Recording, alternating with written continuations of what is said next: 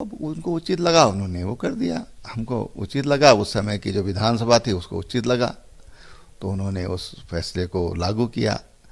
बाद में अनुचित लगा तो उन्होंने उसको हटा दिया। आज उचित लग रहा है तो फिर उसकी तैयारी हो रही है। और भाजपा में तो एक अनर्थ और है कि हर मुख्यमंत्री दूसरे मुख्यमंत्री के निर्णय को गड्डी करता है, उनको कहता है ये बेकार के निर्णय है। तो ये तो पता नहीं भाजपा में ये तो राज्य का बड़ा भारी अनहित। नमस्कार, मैं हूं साक्षी ममगाई। अपनी ही सरकार में अपने ही फैसलों पर गाज शायद किसी भी नेता को रास नहीं आएगी, खासकर कि तब जब निर्णय मुख्यमंत्री की कुर्सी पर बैठकर लिए गए हों। अब हालांकि सियासी सागर में साहिल एक हो तो असंतुष्टि सतह पर खुलकर आना मुश्किल है, लेकिन बात अगर पूर्व सीएम त्रिवेंद्र सिंह रावत की हो तो ये नामुमकिन नहीं है।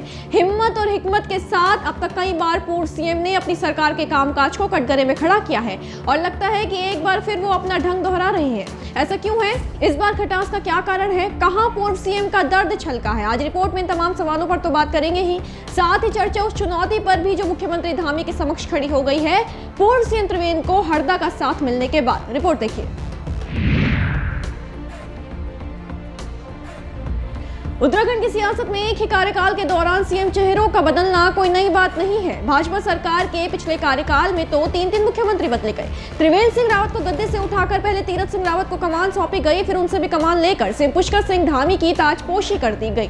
इसके कारण विपक्ष भाजपा को अस्थिरता के लिए निशाने पर लेता आया है। इसकी बड़ी वजह यह है कि कमान के हकदार बदलते ही तीर चलाए गए पहले के लिए फैसलों पर, उन फैसलों पर जो अपनी ही पार्टी के नेता ने सीएम रहते हुए लिए थे बड़े सोच विचार से। यही बात त्रिवेंद्र सिंह रावत कहते दिखे और उनके इसी बयान में उनका दर्द भी छलका है।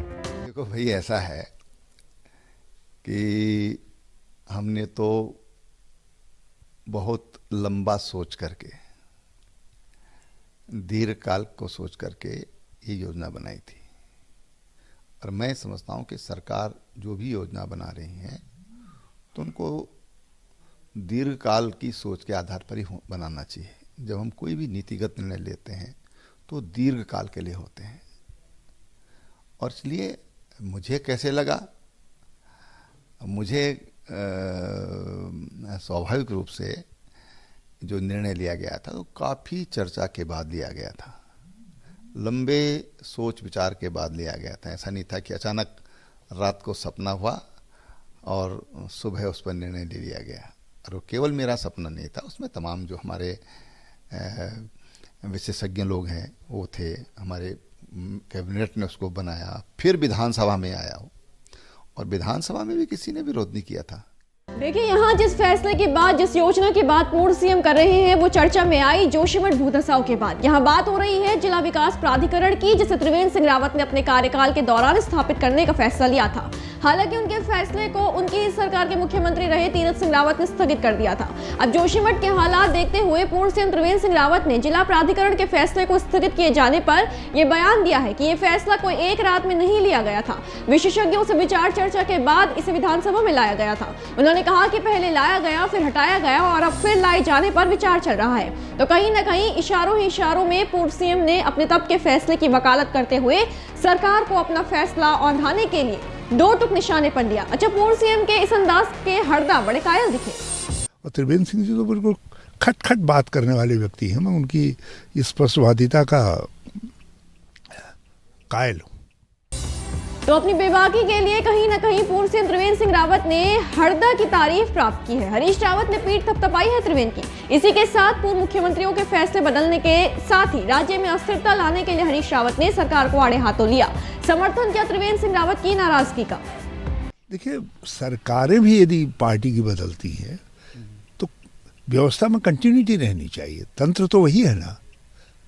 हाँ, हमने बहुत सारे इनिशिएटिव लिए, सैकड़ों नई चीज़ें प्रारंभ की और एक साल, डेढ़ साल, 2 साल चले हो रहे थे। सबको जो है धीरे धीरे गड्डी कर दिया। अब नाम बदल करके आप चला रहे, लेकिन उससे राज्य का बड़ा नुकसान हो जाता है। और भाजपा में तो एक अनर्थ और है कि हर मुख्यमंत्री दूसरे मुख्यमंत्री के निर्णय को गड्डी करता है, उनको कहता है ये बेकार के निर्णय है। तो ये तो पता नहीं भाजपा में ये तो राज्य का बड़ा भारी अनहित है, राजनीतिक अस्थिरता।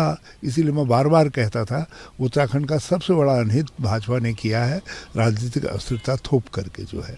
अब देखिए, एक प्रकार से फैसले पलटने के लिए त्रिवेंद्र रावत के साथ साथ हरीश रावत ने भी सरकार के खिलाफ बयान के जरिए भड़ास निकाली है। उत्तराखंड की राजनीति में अस्थिरता लाने के लिए या फिर राज्य पर अस्थिरता थोपने के लिए हरदा पहले ही सरकार को कई बार कटघरे में खड़ा कर चुके हैं। ऐसे में फैसलों पर छिड़ी ये अंदरूनी जंग विपक्ष को एक और मौका, एक और मुद्दा दे रही है और सरकार की मुश्किलें बढ़ा रही है।